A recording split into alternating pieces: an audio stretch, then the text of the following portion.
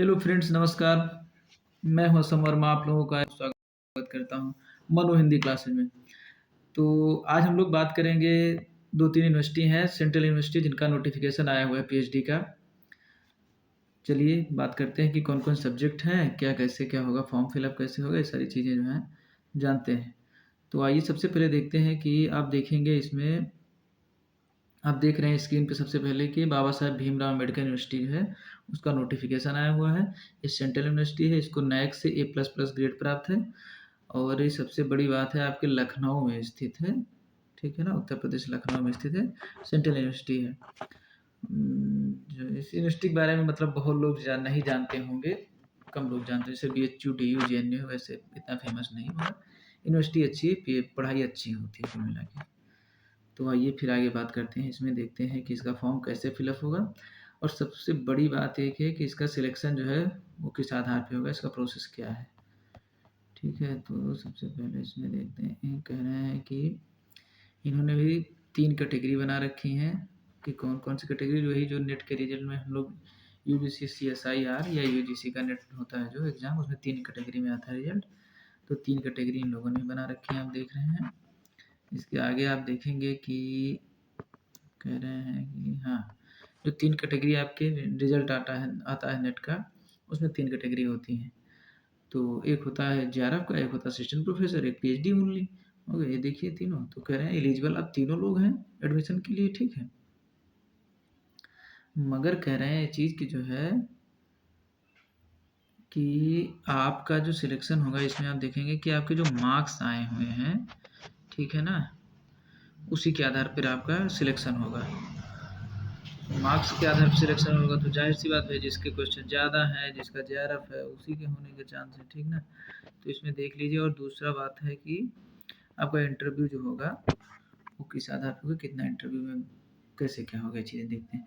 आप इसमें देख लीजिए, पहले करें the basis of final shortlisting of candidate for admission will be on the merit of marks obtained in national level test. मतलब national level test आपका कोई भी हो, चाहे UGC हो और चाहे CSIR हो या और कोई आपका गेट वगैरह हो, तो देखेंगे उसका कह रहे हैं कि आप देखेंगे कि 70% मार्क्स जो हैं वेटेज, 70% वेटेज रहेगा आपने जो स्कोर किया है नेट के एग्जाम में, और 30% जो है वेटेज आपका रहेगा इंटरव्यू का। तो इसमें आप देखेंगे कि इंटरव्यू में आपके किस आधार पर इंटरव्यू होगा। जैसे कुछ यूनिवर्सिटी इंटरव्यू कराती हैं तो इंटरव्यू में केवल और केवल इंटरव्यू रहता है 30 मार्क्स का, 30% या 30 मार्क्स का। इसमें ये भी दिए हैं कि 30 नंबर का ही होगा। Interview component 30 marks. तो आप इसमें देखेंगे कि इन लोगों ने 30 नंबर का जो है आपको इंटरव्यू बताया है सीधे सीधे। तो अब इंटरव्यू 30 नंबर का है, तो इसमें कह रहे हैं किस आधार पे आपका इंटरव्यू जो है चयनित किया जाएगा, किस आधार पर इंटरव्यू होगा। तो इसमें आप देखेंगे वेटेज ऑफ एकेडमिक का वेटेज जो है 5 नंबर का रहेगा, देखेंगे आपको दिए जाएंगे, ठीक है। फेलोशिप जो आपको वेटेज ऑफ फेलोशिप, आपको कोई फेलोशिप मतलब आपने कोई नेशनल लेवल एग्जाम जो है पास किया है, उसका 10 नंबर मिलेगा आपको। तो कह रहे हैं जिनका JRF है उनको 10 नंबर मिलेगा, जिनका MPhil प्लस नेट है उनको 5 नंबर मिलेंगे, और जिनका केवल नेट है उनको केवल 5 नंबर मिलेंगे। MPhil प्लस नेट को 7 और MPhil प्लस केवल नेट को MPhil या मतलब अथवा है MPhil अथवा नेट को 5 नंबर मिलेंगे, ठीक है ना। तो ये हो गया कि आपका। और तीसरी बात है, आपको कह रहे हैं weightage of research proposal 5 number का होगा, और वेटेज ऑफ पर्सनल इंटरेक्शन मतलब आप कैसे उसको डिफेंस करते हैं, कैसे बोलते हैं, जो क्वेश्चन पूछे जाएंगे वो 10 नंबर का होगा, ठीक है ना। तो ये आपका डिटेल इन लोगों ने दे दिया कि 30 नंबर कैसे कैसे इंटरव्यू होगा। इसमें आप देख लीजिए आप 2-3 चीज़ें कि कौन कौन से सब्जेक्ट हैं, ये देख लेते हैं अभी, और कितने नंबर ऑफ सीट देख लेते हैं। अच्छा, फीस यहाँ पर दी हुई है इन लोगों की, ये इनकी लिंक है, तो इस लिंक से आप फॉर्म फिलअप कर सकते हैं। और इनकी फीस जो है कोई भी कैटेगरी हो, हाँ नहीं OBC और जनरल की है 500, SC ST की है 300 रुपये, ठीक। तो आगे और आप देख लीजिए, इसमें सब्जेक्ट अब देख लेते हैं कौन सी सब्जेक्ट में कितनी सीट है। तो देखिए इन्वायरमेंटल साइंस में 28 सीट है, बायोटेक्नोलॉजी 9, जूलॉजी 20 सीट है, human development and family studies 11 seat है, सोशियोलॉजी 10 है, हिस्ट्री 9 है। और देखेंगे पॉलिटिकल साइंस में भी आपके 4 सीट हैं, ठीक।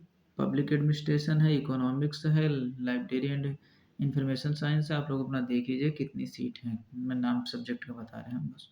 Computer science, management, chemistry, mathematics, physics, statics, education, horticulture. और सबसे बड़ी बात आप देख लीजिए यहाँ पर हिंदी दी हुई है, हिंदी के बच्चे ज़्यादा हैं इसमें, तो आप देखेंगे हिंदी का है, हिंदी के केवल टोटल यहाँ पर इस बार 4 सीट आई हुई हैं बस, सीटें बहुत कम है हिंदी में, ठीक है। वैसे भी ज़्यादा सीटें आती नहीं हिंदी में, 10-15 सीटें तक रह जाती हैं। ये जो सीटें हैं इनके मेन कैंपस में है, ठीक है ना। इनका मेन कैंपस जो यही लखनऊ है, और इनका जो है एक एफिलेटेड कॉलेज है। ये सब मेन कैंपस की सीटें हैं और सब्जेक्ट हैं, आप देख लीजिए अपने सब्जेक्ट।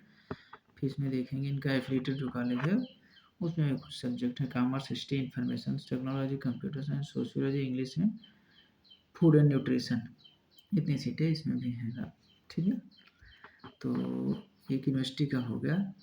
अब हम लोग देखते हैं कि ये दिया हुआ फीस स्ट्रक्चर की टोटल आपकी कितनी फीस लगेगी, कैसे कितनी कितनी, जब आप पीएचडी करेंगे इनरोल हो जाएंगे तो, ठीक है ना।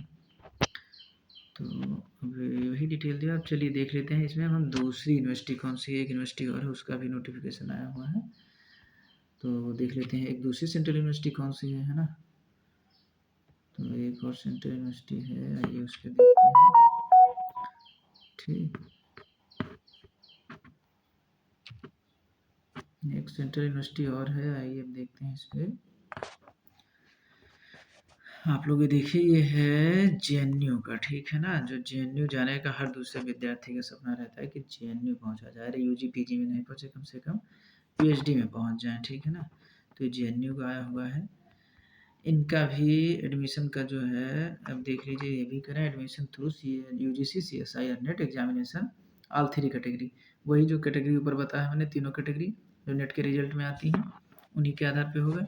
और ये कह रहे हैं कि आपका परसेंटाइल देखिए यहाँ पर लिखा हुआ है नेट परसेंटाइल, ठीक है ना। तो आपका नेट परसेंटाइल देखेंगे, आपका नेट परसेंटाइल, हाँ ठीक, उसमें जो और उसमें 70% इनका आपका नेट परसेंटाइल का होगा, 30% आपका होगा इंटरव्यू का, ठीक है ना। और दूसरी चीज़ और एक इम्पोर्टेंट है इसमें, आपको अभी दिखा देते हैं कि ये कह रहे हैं कि जून 2024 के बाद का होना चाहिए, उससे पहले का नहीं होना चाहिए। मूल बात ये कह रहे हैं कि अगर आप नेट क्वालिफाइड हैं तो दिसंबर वाला हो या जून वाला हो, तो कैंसिल हो गया था एग्ज़ाम, मतलब री एग्ज़ाम हुआ था। ये देखिए लिखा हुआ है यहाँ पर, कह रहे हैं it must noted that percentile of NET examination of June 2024 onward to UGC CSIR, कह रहे हैं जून 2024 के उसके बाद का होना चाहिए, ठीक है। तो ये 2-3 चीज़ें हो गई, और कैटेगरी आपको मैंने बता ही दी है, जो वही 3 कैटेगरी, उन्हीं के आधार आपके मतलब मार्क्स देखे जाएंगे, उसका 70% और बाकी इंटरव्यू का 30% हो गया। बाकी आगे आप देख लीजिएगा इसमें जाके कि कौन सब्जेक्ट का नाम फिलहाल दिए इन्होंने, डिपार्टमेंट और सब्जेक्ट दे रखा है, सीट नंबर इन्होंने नहीं दिया है। ये देखिए सब्जेक्ट है डिपार्टमेंट और डिपार्टमेंट के नाम और उनके सब्जेक्ट है, ठीक है। आप देख लीजिए आराम से।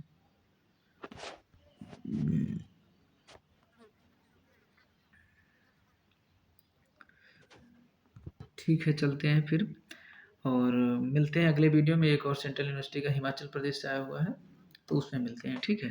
Thank you. ऐसी अपडेट पाने के लिए कम से कम चैनल तो सब्सक्राइब कर लो यार।